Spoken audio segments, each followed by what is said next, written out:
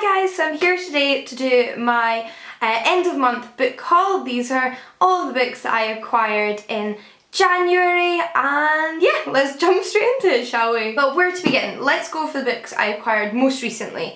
And these are the 3 books I bought in London the other day. I was down in London for uni. Our friend was moving to India temporarily, so he was having a going away party, and there was also a booktube meetup. So lots of fun things at once, and I did buy some books on the booktube meetup, funnily enough. So I'll show you what those were. Now the first one will come as no surprise to you because it is the first book that we are reading for the Feminist Orchestra Book Club, which I recently started and begins its first month in March. And the book we're reading is I Call Myself a Feminist, The View from 25 Women Under 30. So yeah, like I said, this is the first book that we're reading for the Feminist Orchestra Book Club, which is a feminist book club here on the interwebs. And we're reading this from the 1st till the 31st of March. I was yet to pick up a copy, so I picked up a copy whilst I was down in London. And this is a non-fiction book which speaks to 25 women under 30 about their views on what feminism means today, why they call themselves feminist, and why feminism is still important. Funnily enough, like I said, I bought this for myself, but when I came home, the publisher had actually sent me some copies. So obviously I have bought my own, so I'll be giving away a couple of copies of this at some point, probably when I review it. Now the next book I got is on a similar theme, and it is The Trouble with Women by Jackie Fleming. It was funny because when I brought this home, my mum said that she actually has a few other books illustrated by Jackie Fleming in the house.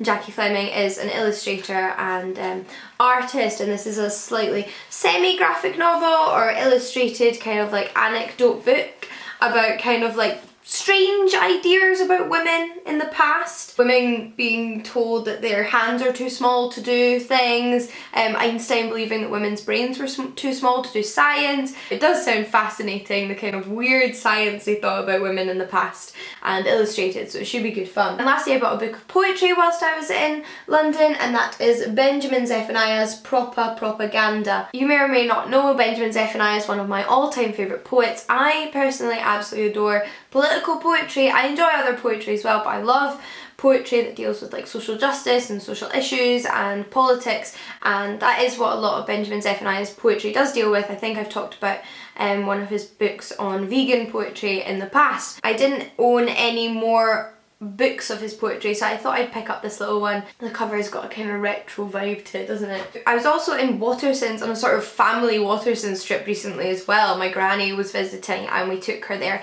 to get some audiobooks because she is essentially blind and can't read anymore, so she likes audiobooks. So she was picking up some audiobooks, and of course because I was in Watersons it was very difficult to restrain myself, but I think buying one book is pretty restrained, so I picked up a book, and that is Her Land by Charlotte Perkins Gilman. And I have never read any Charlotte Perkins Gilman. I've heard other booktubers I admire talk about her on YouTube, and she wrote at the turn of the 20th century, so this book was first written in 1915.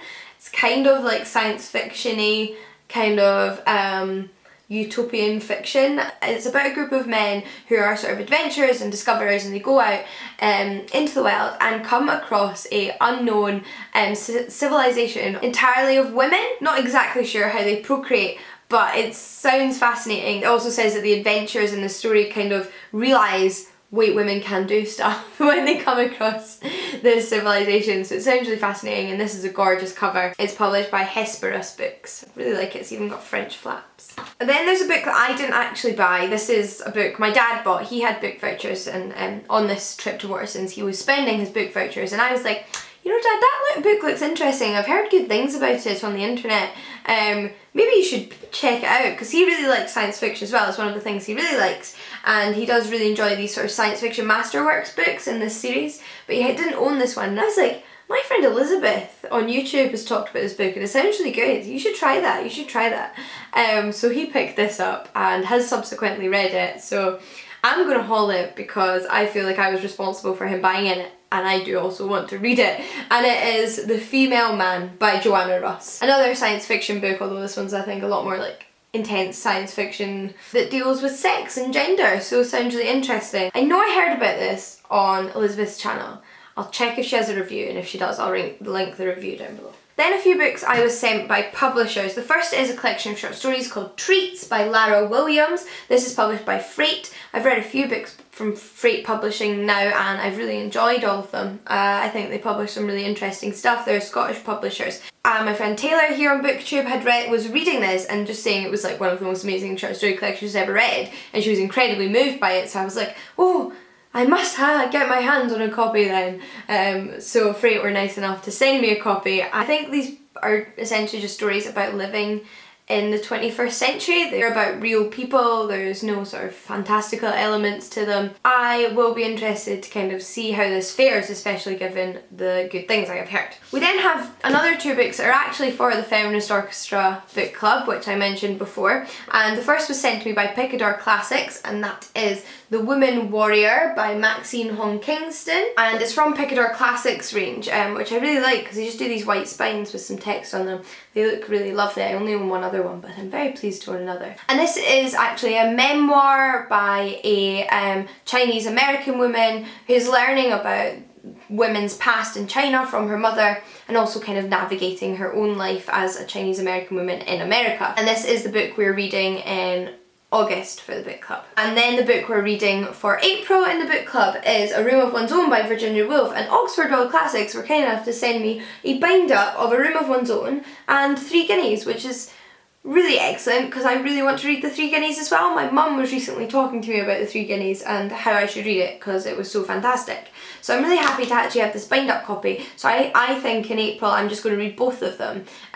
Although the book club's book is only A Room of One's Own, now that I have this lovely edition that has both of them inside it, it seems silly not to read them both. And these are both sort of non-fiction books but told in a narrative style. A Room of One's Own is about female authors and the depiction of female fictional characters, and I believe Three Guineas is about Woolf's politics and pacifism and kind of a reaction to kind of the fascist movements that were going on at the time. So it sounds fascinating and I'm really excited to read this one. You know how much I love Oxford World Classics editions. And we then have an absolutely insanely massive book that I got from the publisher, and that is The Mediterranean in History, edited by David Abulafia.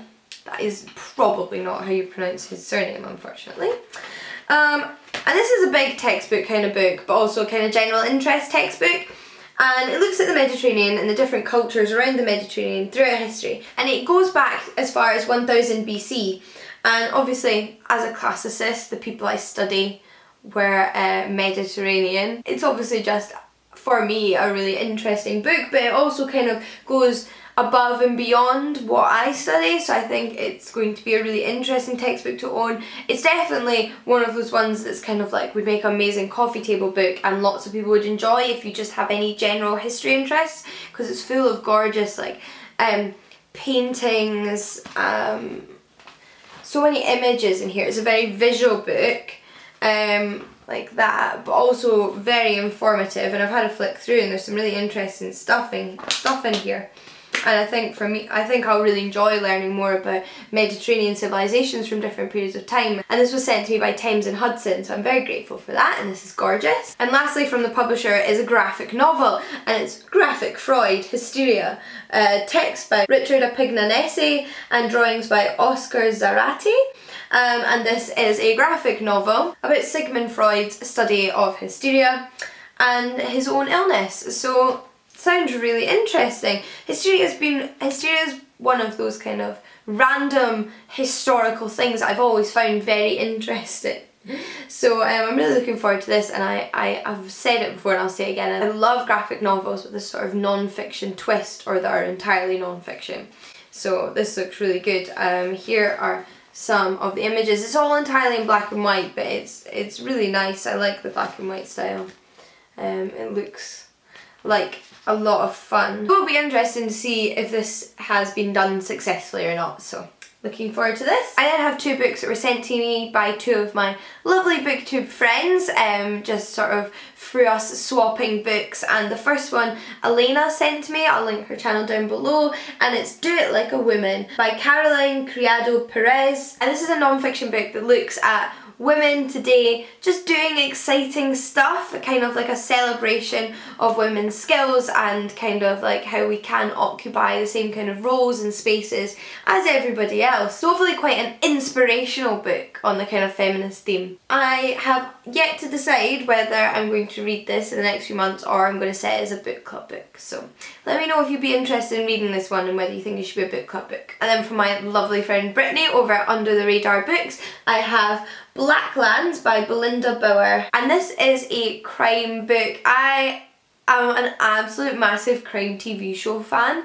Like, my favourite genre of TV show is crime and detective, and it can be set in Sherlock Holmes era, it can be set now, like I don't care, like I love crime shows, and I've been really wanting to read some more crime novels. When Brittany said she was getting rid of this one just to have a bit of a clear out, I said I would love to read it because it sounded really interesting. And it's set in England, and it's about a family who one of the sons of goes missing, and then a serial killer admits to having killed a group of children, but this young boy's family is convinced that he is still alive and he was not one of the serial killer's victims. And it's been 18 years since he went missing, so I'm really interested. It's not terribly long, so hopefully it'll be quite like a fast-paced, like dramatic, intriguing read. I bought from an online second-hand shop, Better World Books, which you might have heard of. I'll link their website down below. They have free postage worldwide. So I have Camarillo by Naomi Novik, and I have seen this a million times in the bookshop. Like, I constantly pick this up because of the cover, which has dragons on it, but I've never actually bought it. So I figured for like £2 or £3 I would give it a shot finally. I believe this is a sort of like alternative retelling of the Napoleonic Wars with dragons, so could be pretty good. I'm sure people have recommended this to me before on my channel, so I hope I enjoy it. But those are all the books I acquired in February. I hope you enjoyed this video, and until next time guys, happy reading. I'll see you all again soon. Bye!